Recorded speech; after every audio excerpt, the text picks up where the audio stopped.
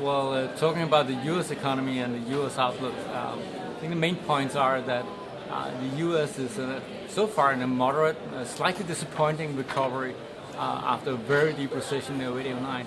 But one main point about that is that the reasons why this recovery has been so subdued, or at least not strong compared to at least the depth of the recession, is that housing has not, pulled its part of the recovery.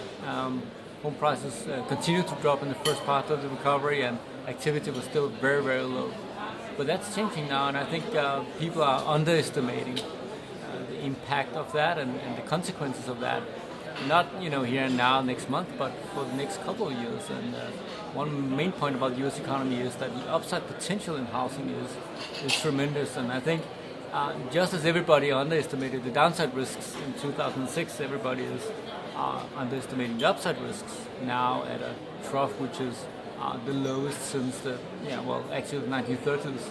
And if you look at history and what have driven housing growth, both in terms of volumes and in terms of prices, historically, those factors are all at very extremes now. Prices are very low in a long-term context.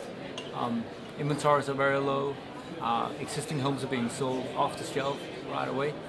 There's no new building going on right now. Even though we've had some pickup, it's still extremely low by any historical standards.